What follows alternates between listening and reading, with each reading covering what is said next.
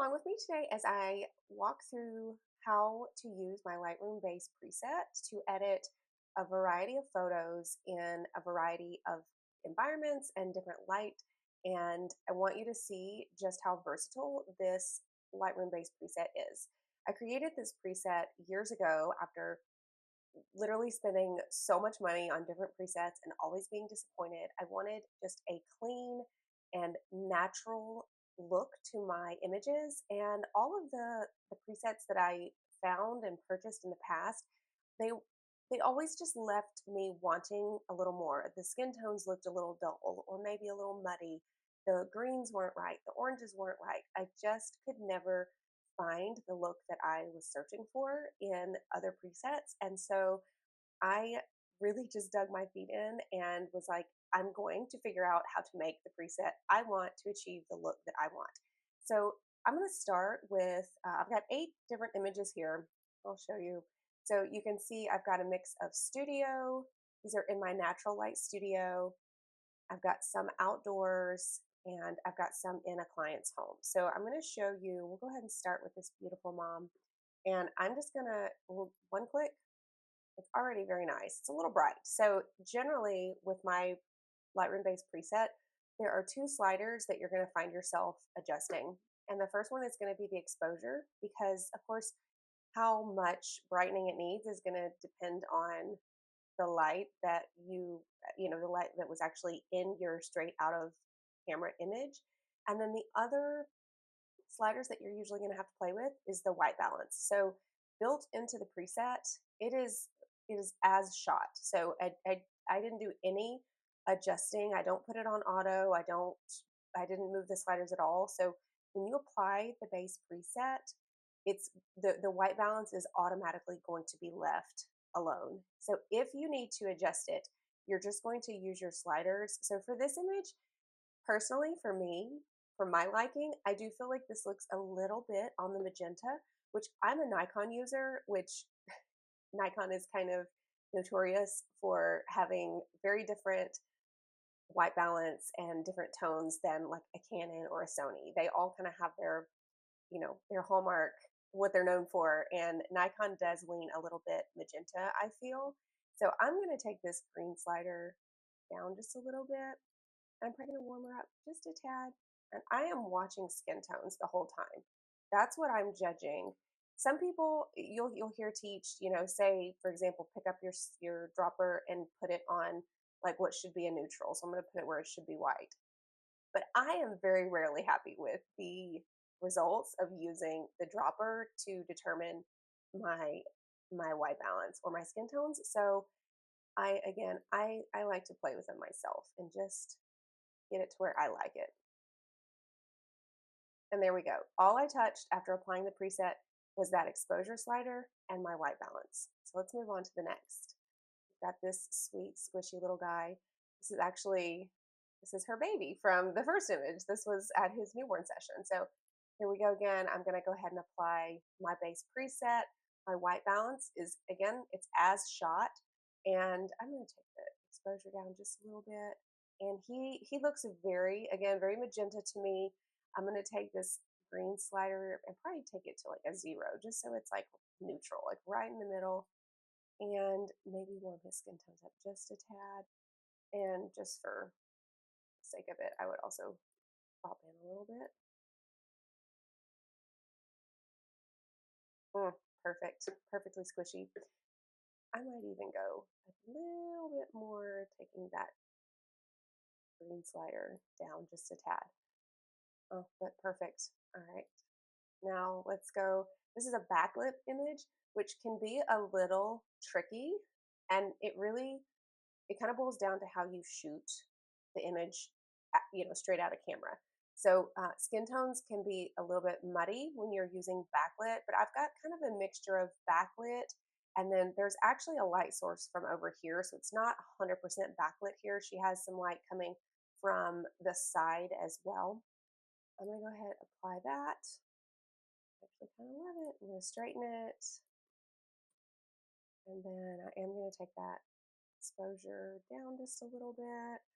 And again, I'm always looking at skin tones and they actually look pretty good to me. They look very natural for I always aim for making their skin tones look as they look in person for the most part. So this looks very natural and accurate to me. So I'm going to go ahead and move on.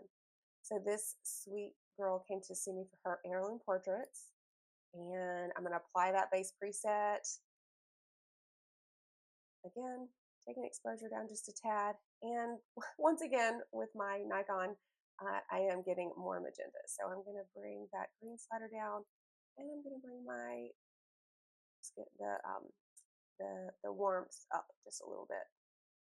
Okay, I love it. Now this one I would finish with a vignette, and I would go in and further perfect like little blemishes. I'm not showing that. That's not the point of this tutorial. This is showing you how to get your global edits and your skin tones and your light, all of those things mastered so that you can, go on to further perfect your images. For I usually go into Evoto, which I'm obsessed with. I love Evoto for the fine tuning of details like on the face and skin and all of that. So if you haven't tried Evoto, I do highly encourage you to check it out. In fact, I'll put a link in the comment box, and you can. I would love it if you used my referral link. It gives you some free credits, and it would also give me some free credits. And I use it a lot, so I'll take all the free credits. Okay, so now we're moving on to outdoors. I'm going to apply the base preset. This was a very bright, you know, I shoot at all times of day. So this was like at I think 9:30 in the morning. The next image I'm going to show you was like 2 p.m. in the afternoon. But even still, this preset, regardless of the time of day or your light environment, the preset is made to be flexible, and you can tweak it to fit whichever image that you need. So here again, it's a little bit bright, a little backlit coming through, which I kind of love. I love to get a little haze. I am going to take that down, but it is very very cool and very green. We have the greens, of the trees and the grass. So am going to I'm going to start with the warmth. I'm just going to bring that warmth up a little bit because I actually don't think I don't need to move that magenta slider really at all. Again, I'm looking at skin tones. I might bump that magenta just a tad, just again because we do have a lot of green just naturally in that image. But that's it. Click, click, click, and we're done within, less than, what was that, less than 30 seconds? All right, let's move on. All right, we have, again, this was, you can tell by how much yellow is coming through in these greens that this was, again, I want to say it was like 2 or 3 p.m. in the afternoon, maybe even closer to like 3 or 4 p.m. The sun was still quite high in the sky, not dead center, but still very, very bright, as you can tell, again, by all of that yellow coming out in the greens. And we're going to go ahead and apply. Oh, so much better. My favorite thing about my preset has honestly got to be the greens. I love it. It may not be quote unquote natural, but it's what I love in a finished image is to see those rich, luxurious greens without all of that harsh yellow. So I'm gonna take my slider, my exposure down just a tad, and honestly, it's kind of perfect. I'm not even gonna touch. If I was going to change the white balance, I might. Let's see. And I'm looking at like skin tones here, but I'm not even going to touch the white balance. It's actually kind of nice as it is, surprisingly. That doesn't happen all the time. Most of the time, I am always adjusting the exposure or the white balance. Occasionally, let me go back to this one since I've already edited it. Occasionally, especially in very bright light situations, I might adjust the contrast slider just to take the contrast down. I don't love a punchy, super contrasty image. And so every now and then, again, I might play with that contrast slider. Moving on, we're now in this client's beautiful home, her beautiful bathroom. And I'm going to go ahead. Now, this is a great example of, so this is in home, but I was also using flash here. So I was bouncing flash from a wall over here. Actually, I think I had it on her shower. That's right. I was bouncing the light off of her. She had a glass shower panel over here. And so I had my flash bouncing light around from that surface. So we've got both natural light from the window here, but also some light from my off-camera flash. I'm gonna go ahead and apply that preset. Oh my gosh, it's already almost perfect. Um, just because I'm a little OCD, I am gonna straighten it. And for composition, I'm gonna pull it in just a little bit. I'm gonna take it maybe down just a little so it's not quite as bright, but perfect. I actually love her skin tones. They look very natural. It's very much natural to her actual skin. And then here we are in complete natural light and in a client's home in her sweet nursery. I'm going to straighten that a little bit first, apply that preset. And again, I actually, even as shot, that's the beauty of natural light. A lot of times it is so much easier to get beautiful natural skin tones with natural window light. I might brighten this one a little bit. There we go.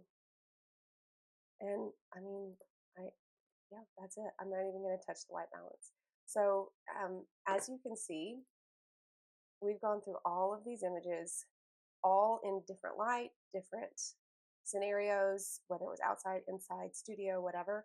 And my base preset works so good for all of them. I love it. I am not exaggerating when I say I use my base preset on every single image. There's not a single image on my current portfolio in the last, about 4 or 5 years that I have not used the base preset on. It's even what I start with for turning images black and white. So I hope this was helpful and give it a try if you haven't already. Hundreds of other photographers have already purchased it, and the feedback has been nothing but wonderful. Every now and then someone will email me and say, "Hey, I can't quite get this to work right." And I am always happy to help troubleshoot if at all possible. But give it a try, and I think you will love it.